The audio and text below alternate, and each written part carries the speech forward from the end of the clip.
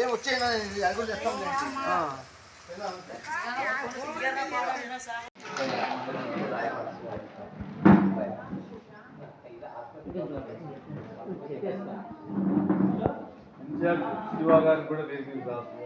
Cell phone పక్కన పెట్టుకొని నిద్రపోవడము అవన్నీ కూడా కొన్ని సీరియల్స్లో మీకు తెలియకుండానే మీ కంటి నుంచి నీళ్ళు వస్తూ ఉంటాయి. అంటే మానసికంగా మీరు ఒత్తిడి పడుతూనే ఉన్నారన్నమాట. మాత్రం అక్కడ సిచ్యుయేషన్ అలా ఉంటుంది. అటువంటి వారికి దూరంగా ఉండండి.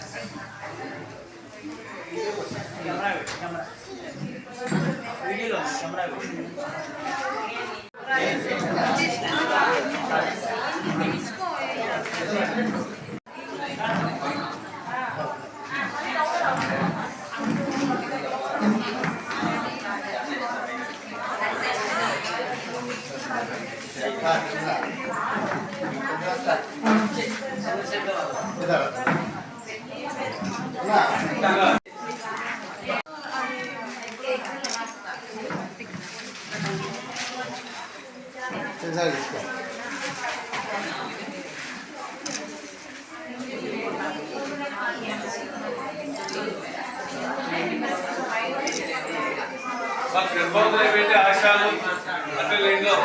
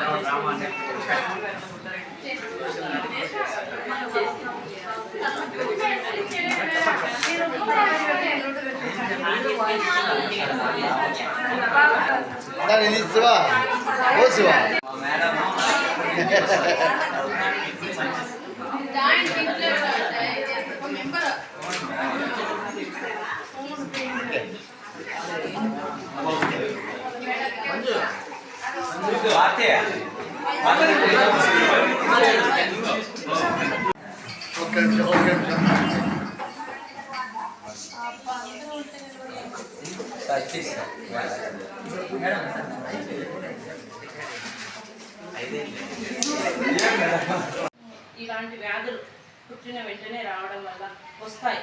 శుభ్రంగా ఉండాలి ప్రతి ఒక్కరు.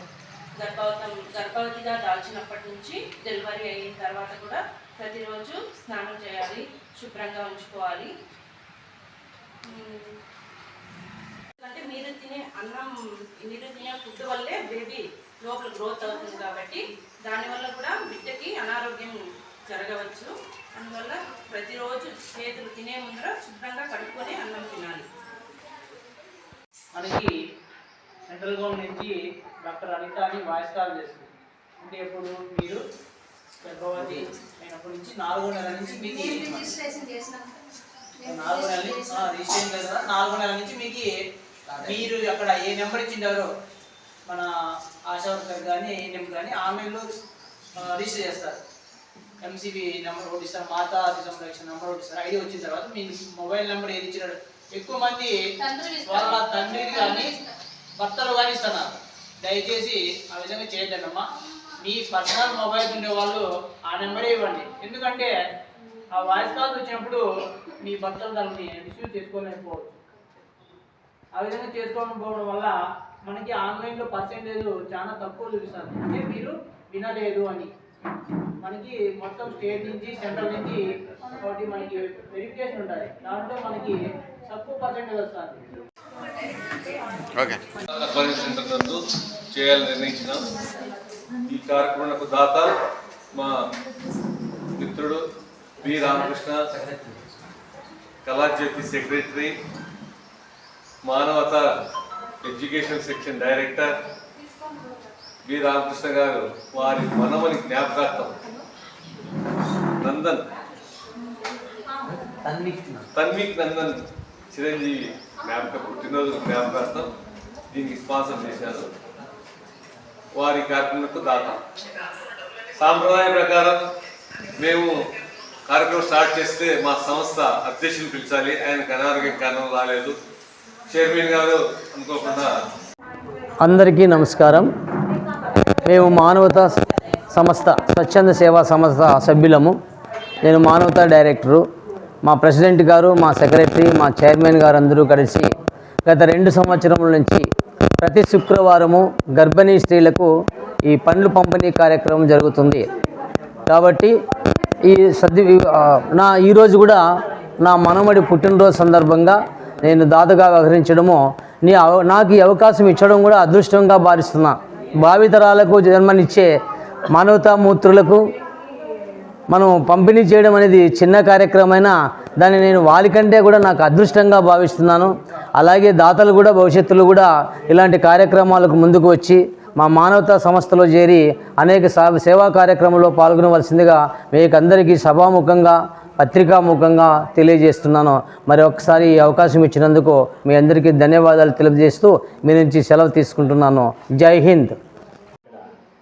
మా సారు మన కోసం పుట్టినరోజు శుభాకాంక్షలు తెలుపుతూ మేడంలందరికీ చెప్తూ మనం సేవా కార్యక్రమము చాలా అన్ని కార్యాల కన్నా మనం చాలా ప్రతిష్టాత్మకంగా చూసుకోవాలని ఆ సారు మా సూరి సారు హైలే స్కూల్ టీచర్ కన్నా టీచర్ వాళ్ళ భర్త సూచనల మేరకు మా అల్లుడు శ్రేయస్ చౌదరి సూచనల మేరకు ప్రతి కార్యక్రమం సార్ చేసే కార్యక్రమం రావాలని ఉంటుంది.